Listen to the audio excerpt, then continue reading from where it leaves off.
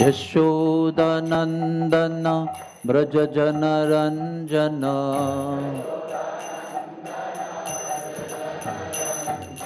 यशोदानंदन ब्रज जन रंजन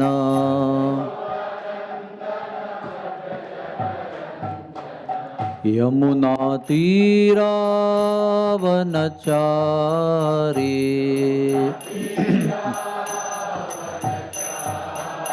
यमुना तीरावनचारी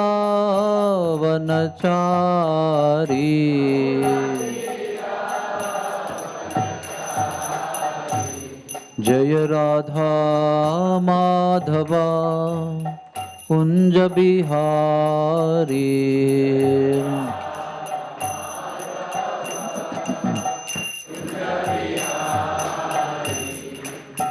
हरे कृष्णा कृष्ण कृष्ण हरे हरे हरे राम राम राम हरे हरे हरे कृष्णा हरे कृष्णा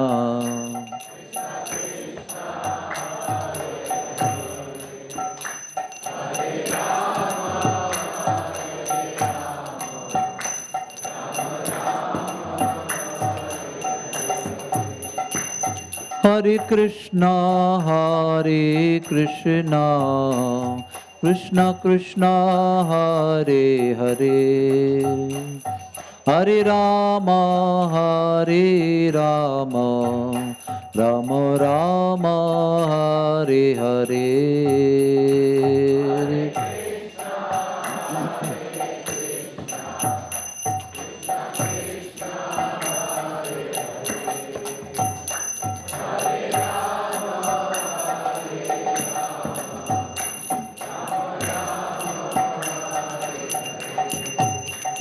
हरे कृष्णा कृष्ण कृष्ण हरे हरे हरे राम राम राम हरे हरे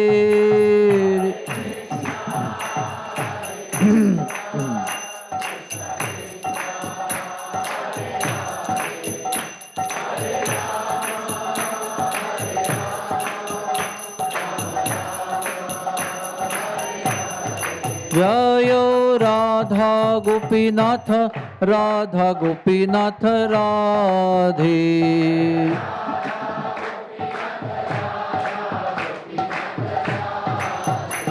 जय गौरनिताय जय गौरनिताय जय गौरनिताय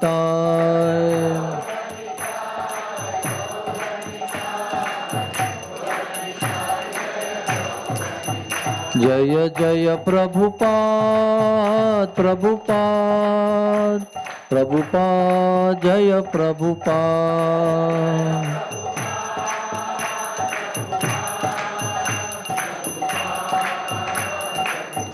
जय जय गुरुदेव जय जय गुरुदेव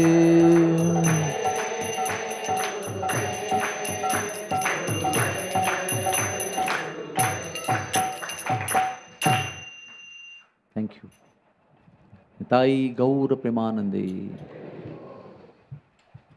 श्री श्री राधा गोपीनाथ भगवान की जय। श्री ललिता विशाखा देवी की जय हो। श्री श्री गौर निताई की जय। श्री श्री गिरिधारी गोपाल की जय। श्री श्री राधा गोपी जन वल्लभ की जय। श्री जनार्दन स्वामी महाराज की जय। निताई गौर प्रेमानंदे। ओम नमो भगवते वासुदेवाय।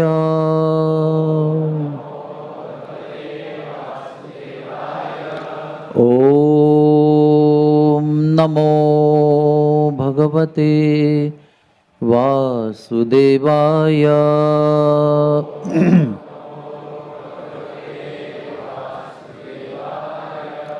ॐ नमो भगवते वासुदेवाय।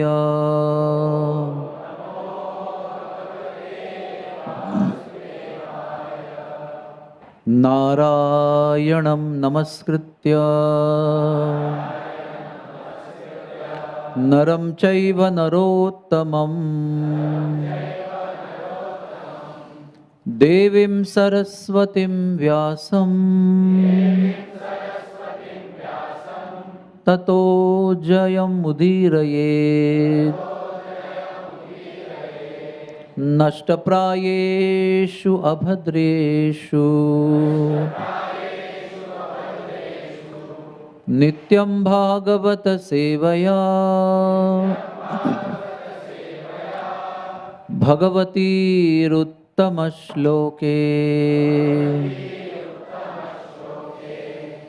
भक्तिर्भवति नैष्टिकी कृष्णाय वासुदेवाय देवकी नंदनाय च नंदगोपकुमाराय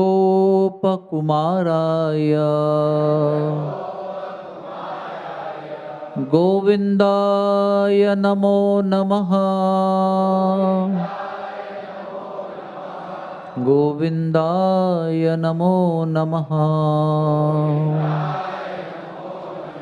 तप्त कांचन गौरांगी राधे वृंदावनेश्वरी वृषभानुसुते देवी प्रणमामि हरिप्रिये प्रणमामि हरिप्रिये। हरे Krishna. Welcome all of you to the Sunday Bhagavatam class. It's like all the corona doors have been opened. It's like cultural shock after 2 years. But a very happy shock, happy cultural shock. You can put it off. It's making sound. Put that on. So today we are reading from first canto Srimad Bhagavatam, first canto, 9th chapter, 17th verse, the passing away of Bhishmadev. Tasmadidam daivatantram vyavasya bharatarshapha तस्यानु विहितो नाथ पाहि प्रजा विभो प्रभो। तस्मादिदं दैवतन्त्रं व्यवस्य भरतर्षभ तस्यानु विहितो नाथ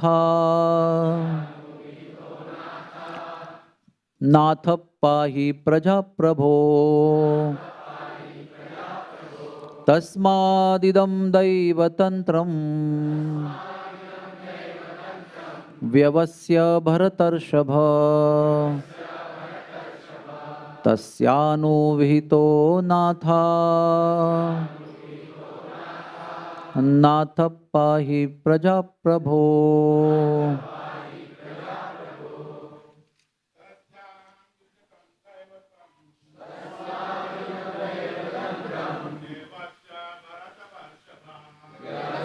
भरतर्षभ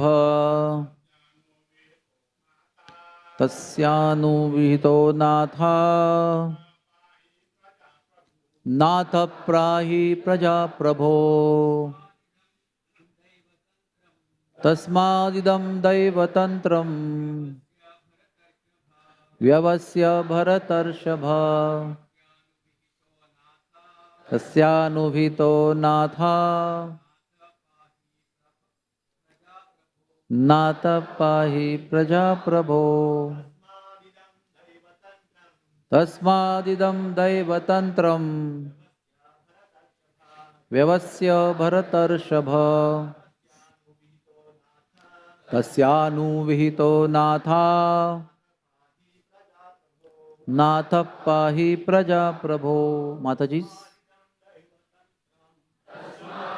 दैवतन्त्रं व्यवस्य भरतर्षभ तस्यानुविहितो नाथ नाथ पाहि प्रजाप्रभो तस्मादिदं दैवतन्त्रं भरतर्षभ तस्यानुविहितो नाथ नाथ पाहि प्रजाप्रभो।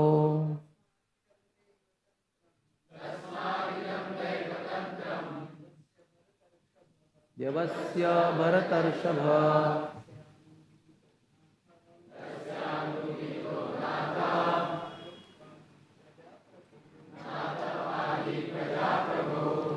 Hare Krishna.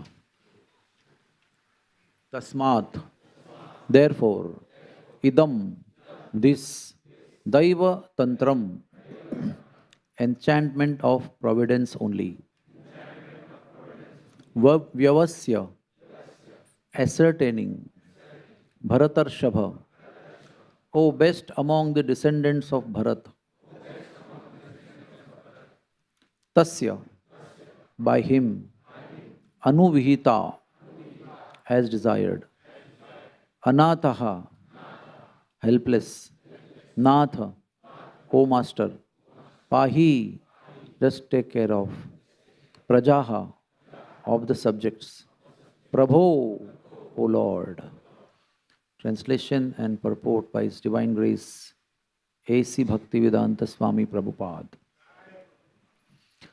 The popular saying is that a housewife teaches the daughter-in-law by teaching the daughter, लेकी बोले सुने लागे, मराठी में कहते हैं. Similarly, the Lord teaches the world by teaching his devotee. The devotee does not have to learn anything new from the Lord because the Lord teaches the sincere devotee always from within. Whenever there is, therefore, a show is made to teach the devotee, as in the case of the teachings of Bhagavad Gita, it is for teaching the less intelligent men. A devotee's duty, therefore, is to ungrudgingly accept tribulations from the Lord as a benediction.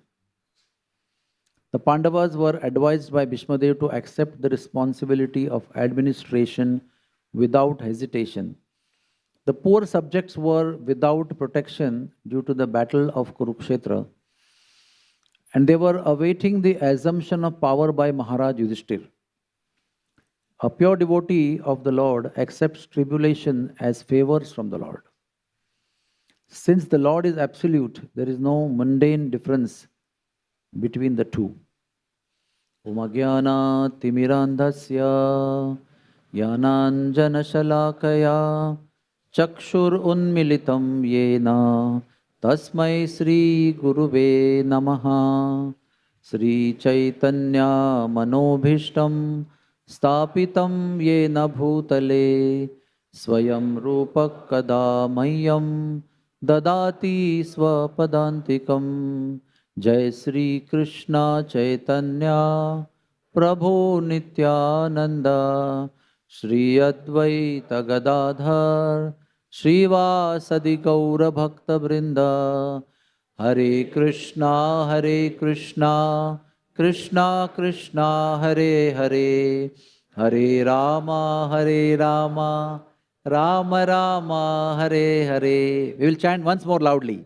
Hare Krishna Krishna Krishna Hare Hare Hare Rama Rama Rama Hare Hare. Hare Krishna. Always there is more potential than what is realized. And we are always a little bit miserly in using our full potential. Let's chant one more loudly. Hare Krishna, Hare Krishna, Krishna Krishna, Hare Hare, Hare Ram, Ram Ram, Hare Hare. Thank you very much. So, this chapter, 9th chapter of first canto, where the divine passing away of Bhishmadev is described. And the background to the story is like this, that Mahabharata war has now ended. Pandavas have won the battle. They were about to become the kings of the universe or whatever, the earthly planet, Chakravarti Samrat. And Yudhishthir Maharaj is sad. This is a very unique situation. Because although Yudhishthir Maharaj is Yudhishthir Maharaj, supposed to be now next king, so qualified in everything, but he is a Vaishnava from the heart. There is always a public aspect of somebody, a personality, and there is a private aspect of a personality. The public aspect is becoming a king, leading people, doing so many things. But personal aspect is being a devotee of the Lord, to love the Lord. So like Lord Shiva, public aspect is to do destruction and Nataraj and so many artistic items, being Mahadev, and so many things are there. But privately he is a very sweet Vaishnava devotee of the Lord. So like that, every personality has these two aspects. One is public appearance and one is private, internal, confidential situation. So the internal confidential situation is he's feeling that all this massacre took place because of me. To make me king, all this happened. So he was feeling responsible for all this massacre, and not less, Only 7 people lived out of 18 Akshauhini Sainya. Only 7 people lived. So not 7, I think. I'm not 4 plus 3, 5 plus around 8 or 9 people. Ashwathama, Kritavarma, Kripacharya on that side, and this side 5 Pandavas, and nobody else, I think. So much of massacre from this side and that side. He felt it because of me it happened. And he's taking responsibility that I am responsible. Now Acharyas explain that he was not responsible at all. Even Bhishmadev explains here. That is the power of time. Time, Kala, is acting in his own accord. And even Brahma, Shiva and Deva Rishis and every great soul cannot understand what is the plan of the Lord through the power of time. So Acharyas explain very beautifully that in the material world, people shun away responsibility when they are responsible. They are actually responsible. But they put the blame on others. Because of you it happened, because of you it happened. And when it comes to take credit of some good things, they will steal it from others and say, see, I did it. In my leadership this happened. But a Vaishnava is exactly opposite. It sometimes looks like Vaishnavas have inferiority complex. They don't have confidence. That's why, they are always like this, low esteem. It is not like that. Humility and low esteem are two different things. Low esteem is based on false ego, that I am great and I can't tolerate me being so low fallen. That's how you come to low esteem situation. But humility means you are great, but you still feel you are humble. Like in front of ant, if the ant is challenging elephant, and elephant neglects, it doesn't mean elephant is coward. Elephant is strong, but he doesn't want to get into this ant business.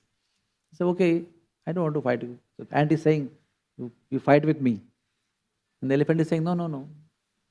You can be victorious, no problem.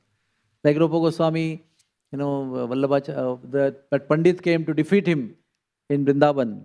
He was challenging. He was told that if you defeat Rupa Goswami, you will be the sovereign Pandit all over the world.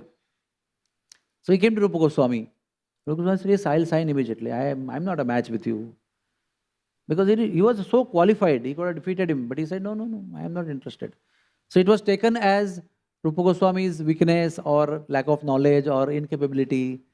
So he was very happy. He told, sign. Just don't say, you sign. So he signed also. But then Jiva Goswami thought, my Guru Maharaj, my uncle is being, in such a way, in one way insulted, or, demeaning is happening, belittling is happening. So he just challenged him and defeated him within no time. That also is humility. That's not arrogance. To protect the dignity of spiritual master, the disciple has to fight. So humility has different connotations when you come on spiritual platform. In material life, humility is considered to be cowardice and weakness. So Dharmaraj is, Yudhishthira is exhibiting a very high Vaishnava nature. That although he is not responsible, he is feeling responsible. So it's very sad actually. And Sri Krishna also could not console him. Amazingly, right? What Sri Krishna cannot do? Sri Krishna can do anything. So apparently the scene was that Yudhishthira is crying and crying and crying and blaming himself, and Krishna trying to console him but unable to console him. So Krishna directed him to Bhishmadev. So there our acharyas explain that Krishna wanted to glorify Bhishmadev actually. What he could have told and pacified Yudhishthira, he wanted Bhishmadev to speak from his lotus mouth and get the glory that Bhishmadev is so great that even on the Sharapanjara, on the bed of arrows, he could speak such wonderful education to Yudhishthira Maharaj. So that's how the whole story begins in this chapter. Yudhishthira Maharaj is brought by Krishna to Bhishmadev on the battlefield of Kurukshetra, who is lying on the bed of arrows in the most painful condition.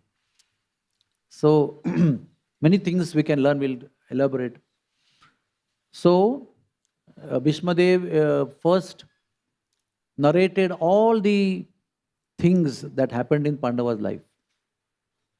In fact, Bhishmadev apparently was in Hastinapur, I don't remember any story where Bhishmadev came to Vrindavan to have some pilgrimage.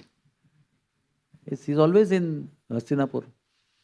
But the way he narrates Krishna's childhood pastimes and Krishna stealing butter and Mother Yashoda scolding him and tying him and Krishna killing demons and performing Rasa Leela, amazing, amazing.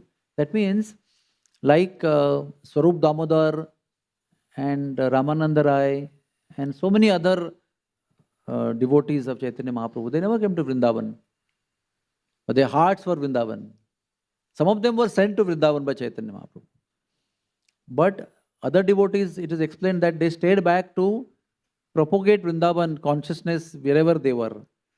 So it's not that, they never went to Vrindavan, so they may not be bona fide devotees of Krishna. They never went to Vrindavan. How can they be bona fide devotees of Krishna? When Chaitanya Mahaprabhu wanted to go to Vrindavan, how did they not go? But pure devotee, wherever he is, he has Krishna in his heart. And because Krishna in his heart, Vrindavan is in the heart of that pure devotee. Even Krishna, he may be in Dwarka, he may be on the battlefield of Kurukshetra, he may be in the Hastinapur, he may be anywhere. But Radharani in his heart. That's why there is something called as Radha Parthasarathi Mandir. In the middle of the battle also, Radharani in his heart is in his heart. So Bhishmadev narrates beautifully. And also he comes to the point of explaining Yudhishthira Maharaj about all the past sufferings that they went through. See, it's a very beautiful way of counseling actually.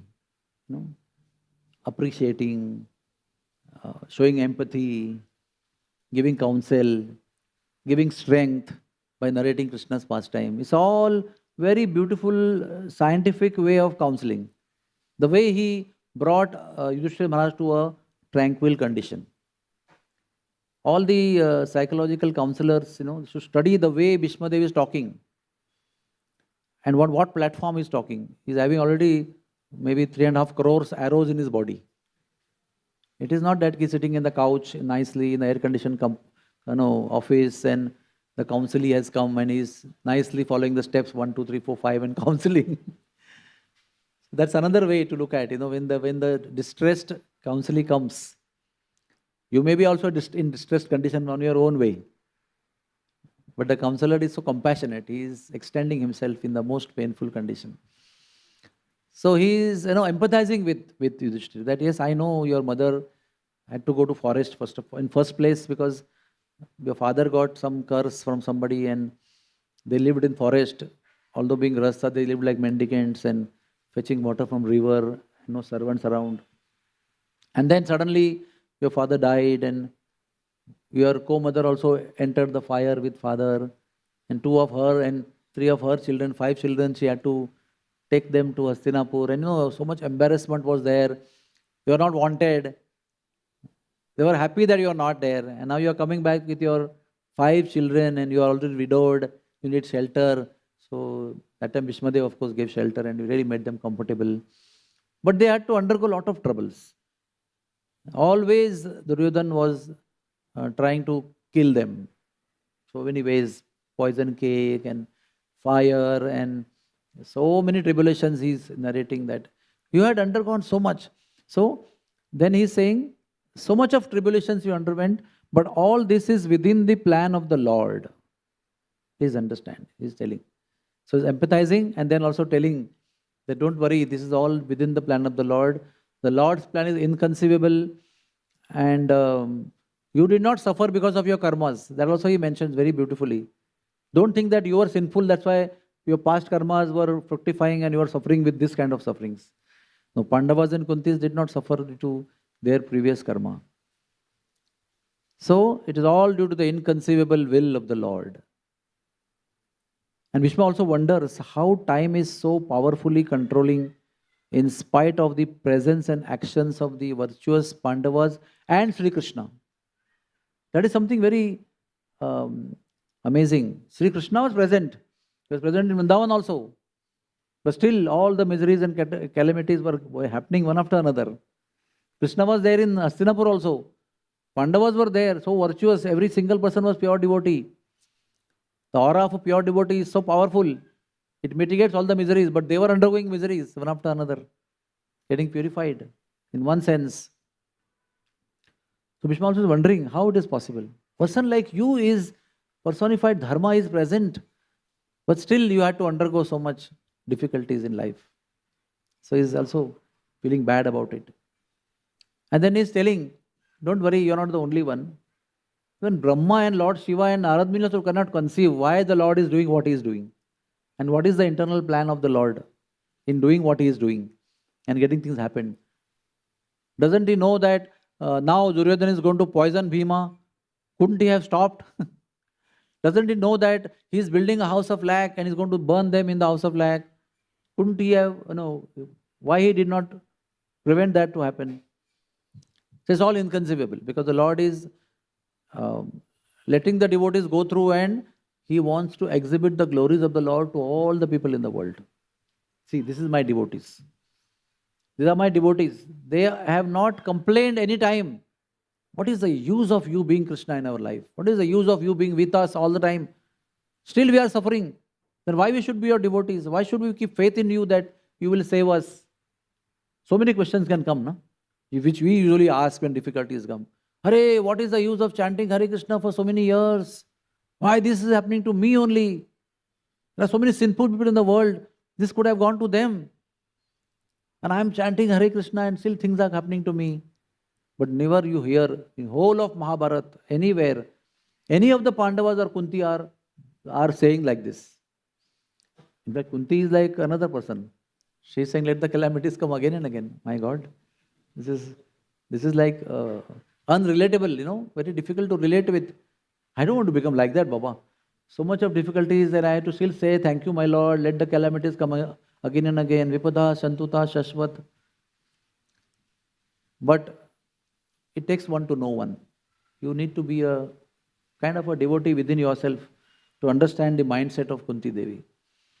Because I told you, something is external and something is inside, private, confidential. External is so much of suffering. But internal, internal processing is such a Vaishnava processing, such a divine transcendental processing of every event is there, that actually these all things are meant for my good only.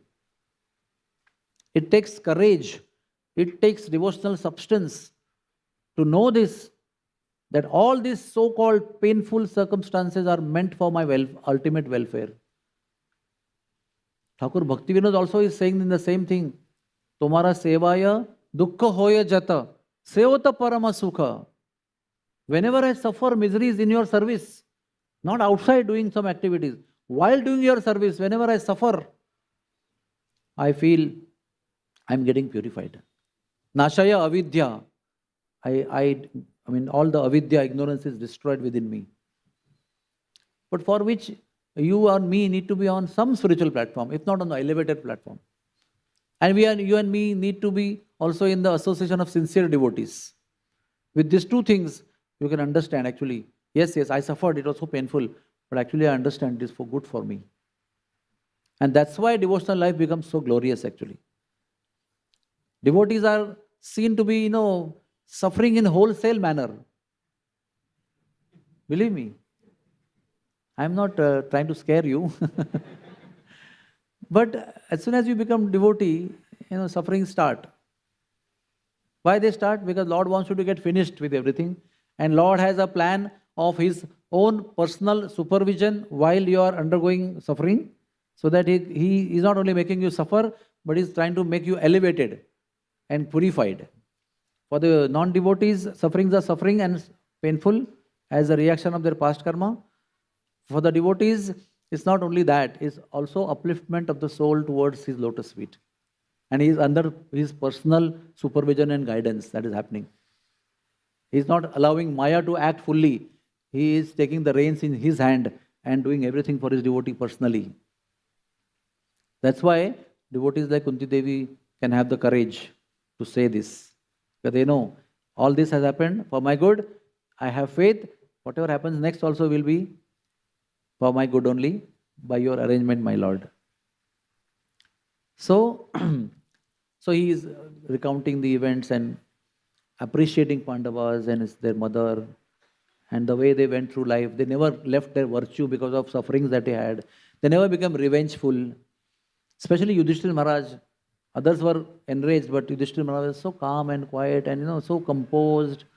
Yudhishthira, one who is sthir in Yuddha also. One who is stable even in the war conditions. That kind of personality he was.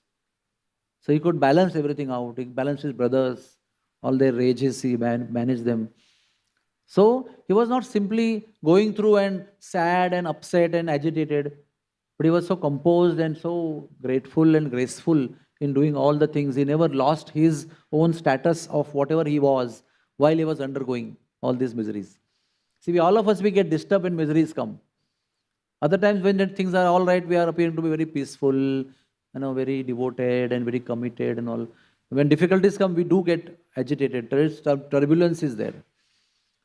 But with the kindness and kind association of devotees, we can be also graceful and grateful, like Yudhishthira and the Pandavas, when they went through all the situations.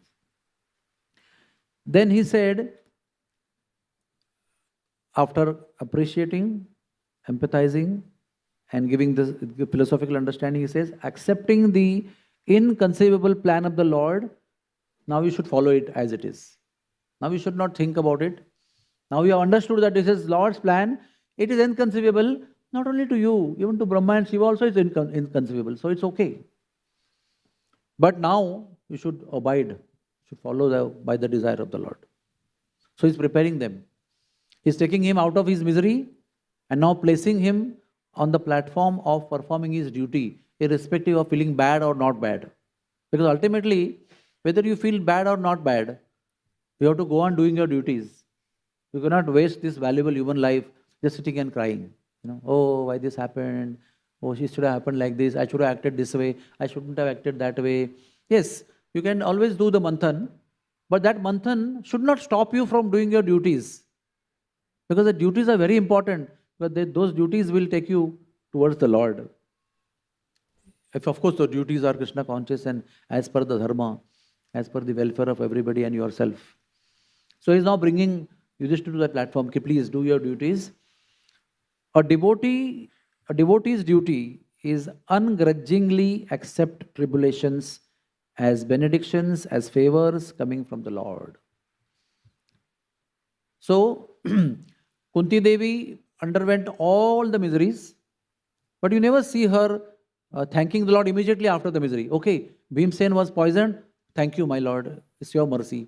My children are getting burnt with me. Thank you, my Lord. No, she is telling all this thing at one opportune time, when Krishna is leaving from Hastinapur to Dwarka. Isn't that right?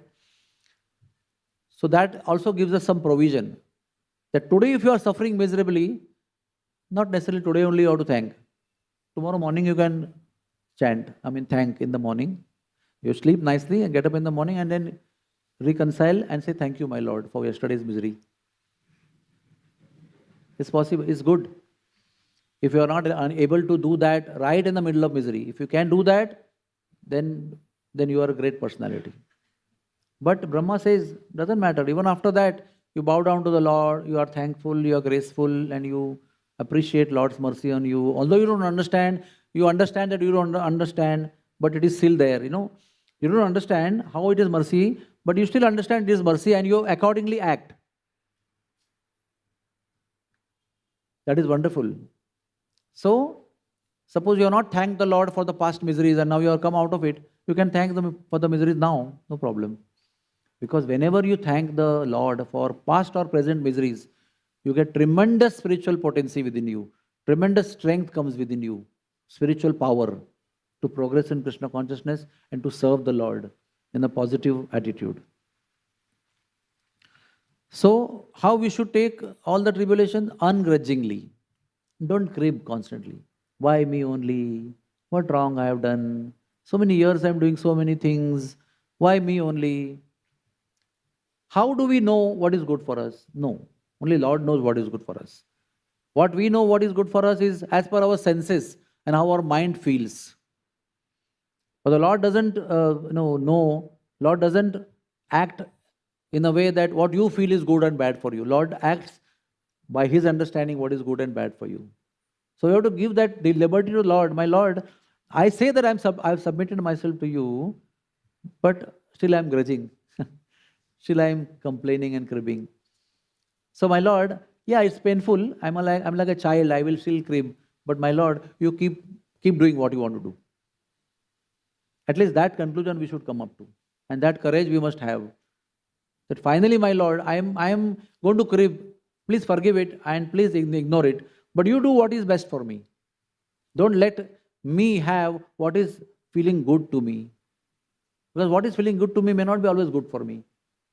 It can be on the sensual platform.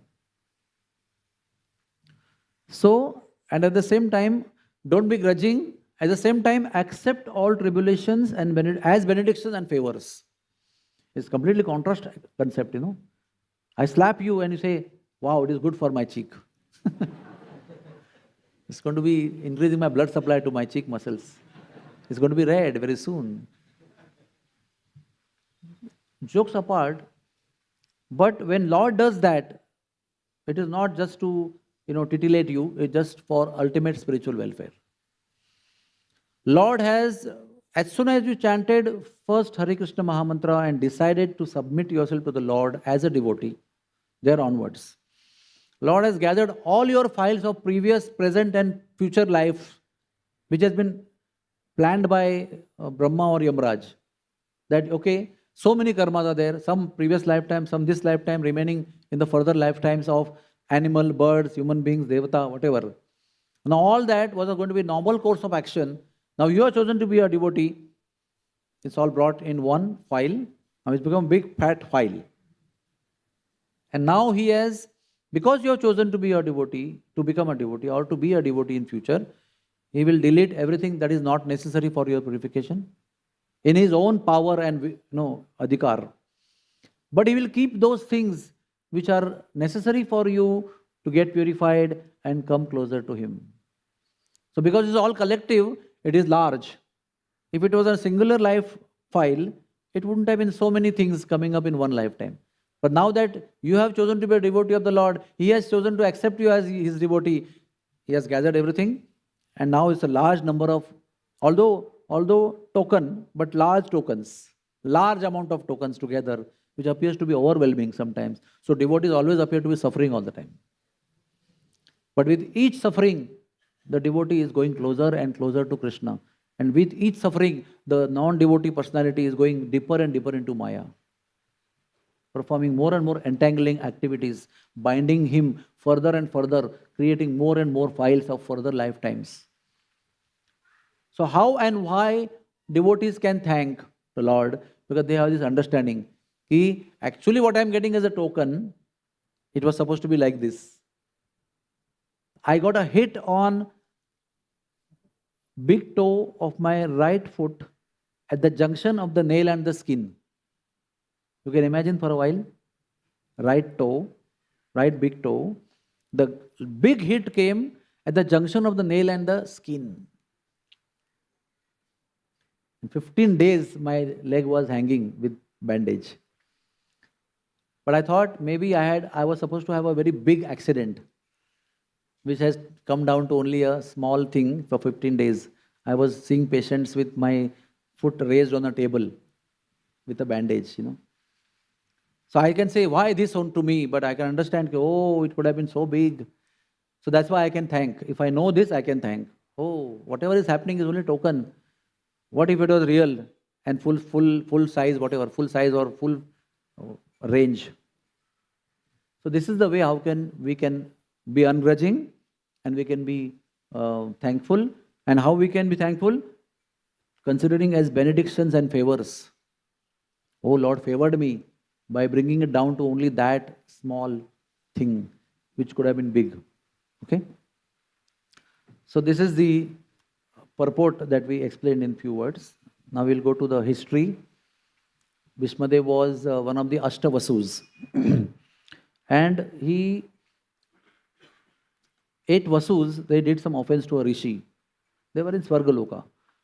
But the rishi cursed them to go down to the material world and have Garbhavas. Garbhavas means staying in the womb of the mother. It's not pleasurable.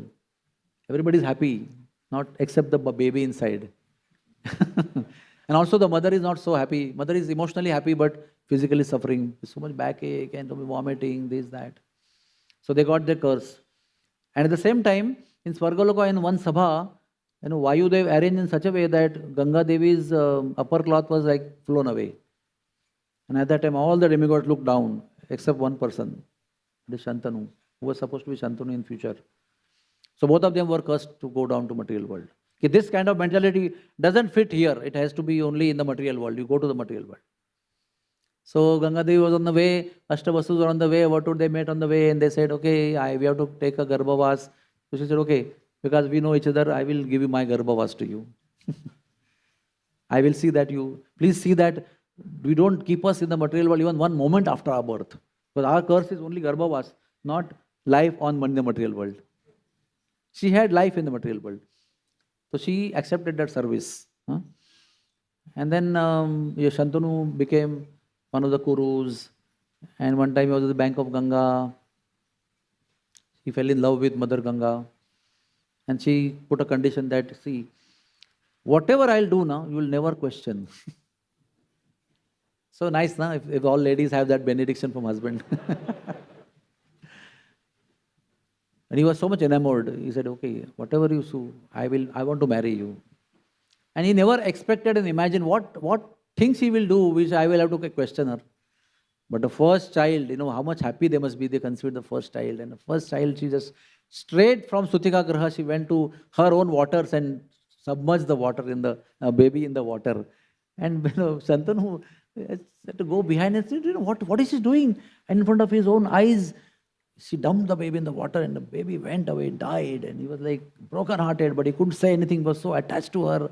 1, 2, 3, 4, 5, 6, 7 times. I'm telling you, first fast forward, but imagine the misery of Shantanu. How much misery he must have gone through, because Ganga Devi is a very precious personality. Not only beautiful, but she was a divine personality. To get her as your wife and to conceive children for your progeny, for Kuru dynasty, such a great fortune. And one after another, everybody is going in the water. But eighth one, he just couldn't say. He said, "You wretched lady, you cruel lady, what are you doing? You have spoiled all my seven of my children. Eighth one also you are doing this thing." She was so peaceful. She said, "You stop me, you question me, so I am going." Now he's devastated. He lost 7 children, now he's losing his wife also. And that too, with the 8th child also is going to go away. My God, this is material life, please understand. Telai gele, tupai gele, hati dhupatne raile. Meaning, he lost everything. He lost everything. But what to do? You have no choice. When things happen, you can't reverse them or go backward, rewind. ऐसा नहीं होता है. But she said ki, so she went and then she trained that 8th son. That is actually Devavrat. That is Bhishmadev, small baby. She took him to Swargaloka, and she trained him for spiritual science under Brihaspati. So Brahma Vidya was taught by Brihaspati, the demigod guru, the greatest guru of all demigods, Brihaspati. And military arts, Kshatriya Vidya, she got him trained under Parshuram. You can imagine, Lord Parshuram. So nobody can match this personality. He was such an invincible personality in Brahma Vidya, also in Kshatriya Vidya. He was the best of all best persons on the planet that time. All time Mr. Universe, all time, from childhood to his departure when he was 180-year-old at the end of Dwapar Yuga. Although he was a young boy, he was a master of everybody. When he was all very old, Prapitamaha of people, he was the same personality. Duryodhan and Arjuna and people couldn't stand in front of him. Although, at the time of warfare of battlefield of Kurukshetra, somewhere I had studied in the past, Arjuna was something like 75-year-old, Yudhishthira was something like 85-year-old, Krishna was 125, and Bhishmadev was 180-year-old. And suppose your life is 100, so 50 years is like first half and 50 plus is second half. So that time, life was something like 200 at the end of Dwapar Yuga. So Arjuna and everybody was in a young category. And Krishna and everybody was in the middle age and old category. So Arjuna was young man. Still, Bhishmadev was indefeatable by anybody. He was so powerful. Such a great personality. So,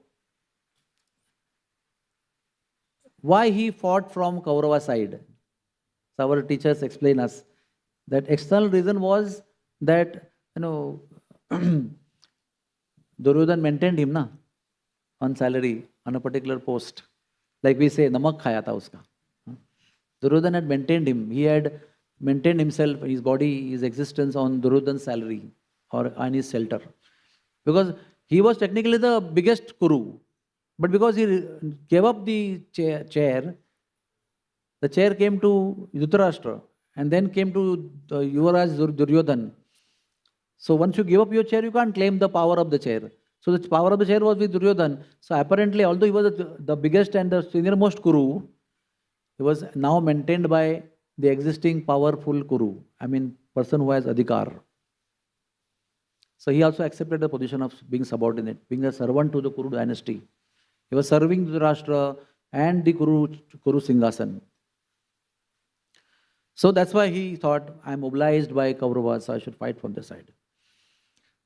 But our teachers explain us that internal reason was, he knew that Krishna wanted to prove to the whole world, that although you are the topmost of a personality from spiritual and material point of view, power point of view, all points of view, even then if you take the side of asatya, then you will be vanquished, destroyed. And he was the best person to be chosen, to go on that side and to prove that even you, if you go on wrong side, you will be destroyed. So, even the greatest person is on the side of asatya, he would be destroyed utterly, not like anything, but utterly he will be destroyed. It will be obvious to everybody. Okay, although you are he, if you side the wrong thing, you will be destroyed. So, now, there are many stories in life of Krishna and Bhishmadev and Pandavas. Okay, So, the war has started now. And Bhishmadev was the Senapati of Kaurav side. So Duryodhana was so confident, only because Bhishma is on my side, my victory is 100% sure. He was so confident, he was so relaxed actually. But in the course of the battlefield, he saw that Bhishma is fighting a very friendly war. He's just like, enjoying fighting. He's not really fighting fiercely. Ek hota hai na, fighting is like fighting to win, desperately from moment one to the whatever moments are there. You can see that this guy is fighting like a fire. He doesn't want to have the battle for 20 days. He wants to finish in one day.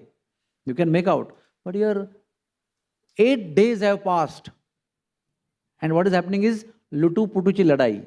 It means just like, Duryodhana could make out that there were so many chances to actually kill Pandavas, but he's not shooting the, final arrows, effective arrows that could kill. So he understood that Bhishmadev is in love. So in the evening he met after 8th day. I don't think you are our Senapati. Looks like you are their Senapati. You are wearing a garb of my Senapati, you are fighting on their side. And your all activities, your all formations and strategies are all meant for Pandavas to win. It doesn't look like to me. I can watch, I can see that you are actually all planning for them to win. Plus you have also given them blessings before the war. Vijayi Bhava. What is this? You are my Senapati and giving them. He said, yeah, you didn't come to bow down to me. They came to bow down to me, so I have to give them Vijayi Bhava Ashirwad. You are failing at every step. What I can do? They are virtuous. And it is a fact that I love you. I love them. Then he said, you are a coward. You don't have courage. Like, there's a trick, to instigate a Kshatriya. You have to only insult that person. And especially about the power and the courage, sahas. So he did that. He was a very cunning fellow, but he knew the niti very well. So he did that. And of course, Bhishmadev was Kshatriya. So he was enraged. He said, tomorrow I will kill Pandavas with these 5 arrows. So Duryodhana said, give the arrows to me. Before you change your mind overnight, see क्या होता है ना, हमारे हिंदी में कहते हैं ना, रात गई बात गई. So if you suppose say something and you sleep, next morning whole the mind is changed. The sleep can really make you so happy and peaceful. So always we say that any turmoil in life, take a tablet and go to sleep. After you wake up, your mind will change and you will be in a better position to take decisions in life. So you may change your mind in the morning. So give it to me. So now everybody in Pandav Tambu is sleeping very nicely. Except Krishna, who is awake. He has taken responsibility, na? The people who have given the responsibility are sleeping very nicely. The person who has taken responsibility, he is so miserable, he is not sleeping. So he said, Arjuna, let's go, come. Where? You just come. So first he woke him up. He said, why are you sleeping so peacefully? Get up, you have to go. So he took him to Duryodhana's camp. And Duryodhana said, oh, my younger brother, you have come. What can I do for you? So he had told him, when he'll ask you that, because he's a very cultured person. Although he's Duryodhana, he's a very cultured person. And in the evening, he's not going to shoot arrow on you because you have come without any weapon. He will ask you, what do you want, my dear brother, my dear younger brother, Anuj brother? That time you say, those 5 arrows you give me. So as soon as he asked that, Arjun said, I want those 5 arrows. And he immediately gave, because Kshatriya is a man of a word. Kshatriya cannot say something and not do. Oh, I'm sorry, I'm sorry, not this, not this. Kshatriya will always fulfill. They are having that courage. Even though they will do that, something detrimental for their own welfare, but they have power to do the needful. That much of confidence they have. So he said he gave. So 5 arrows were bought. Then what he did? Then because Bhishmadev said that I will kill all the Pandavas tomorrow. So he woke up Draupadi from fast sleep. He said, come. So Draupadi started walking and she had worn some footwear. And by the time he said, where are you going, taking me? Shh, just come. Quietly you come. Walk very softly. Nobody should know you are coming, walking. But still her footwear was making some sound. So Krishna said, remove your footwear.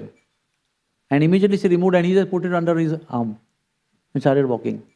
So she said, Krishna, what are you doing? She said, shh, no time to argument. No time for argument. She said, just do.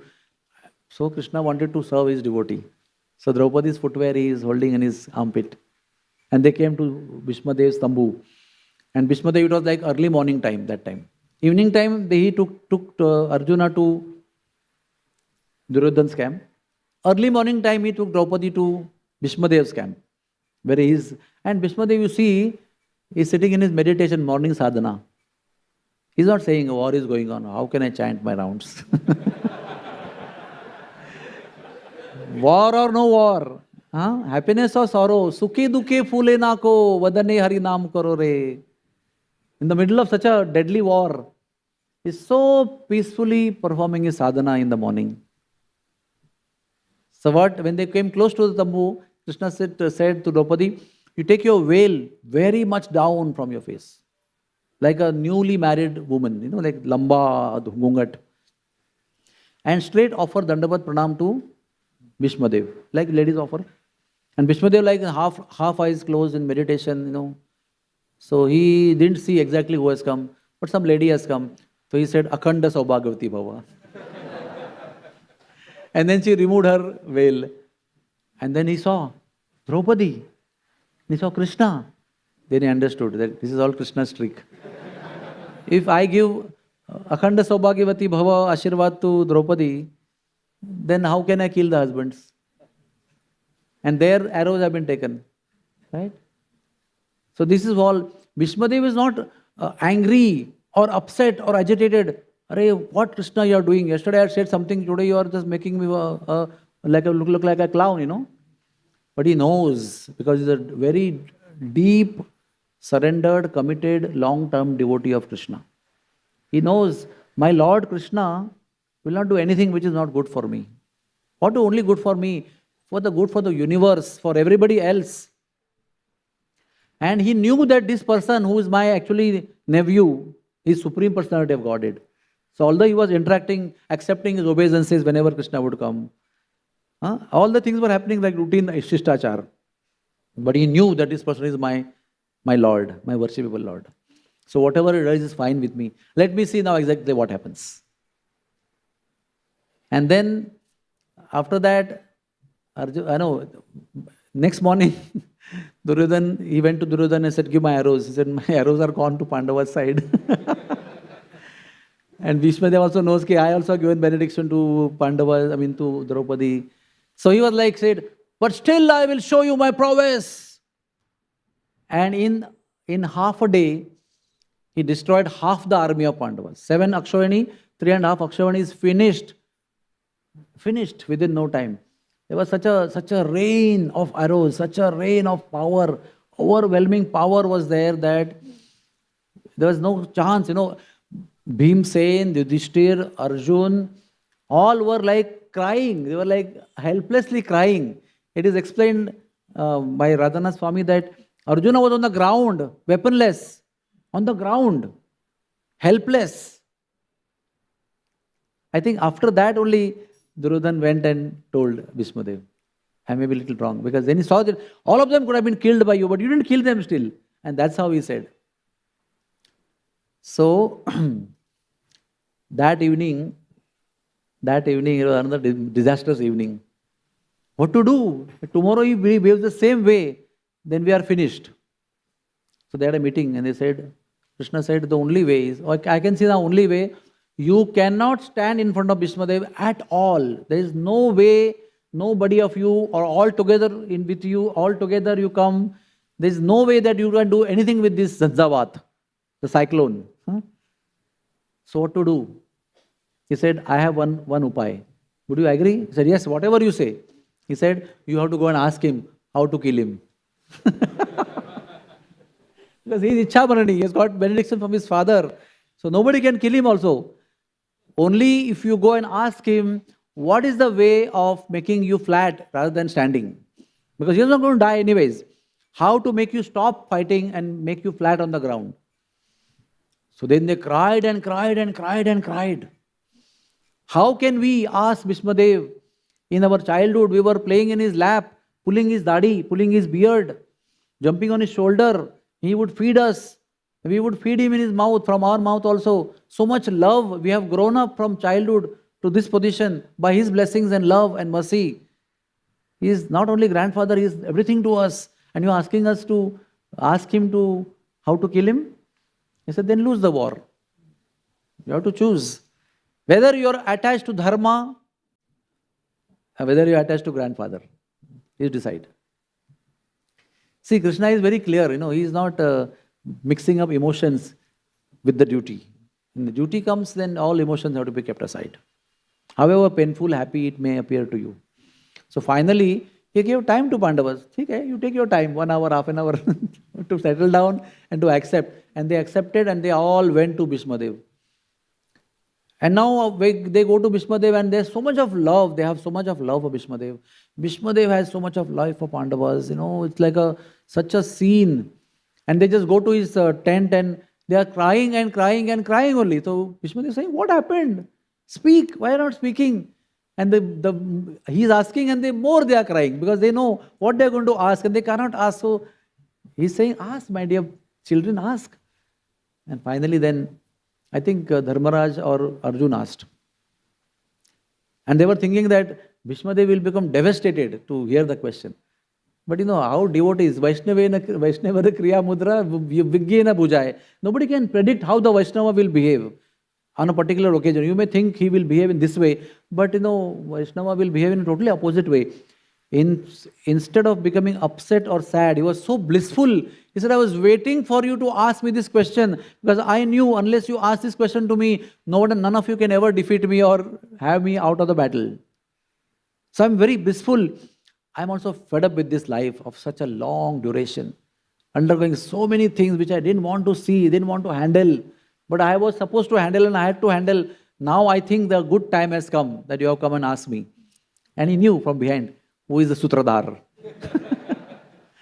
See, kitna surrender, just imagine, na?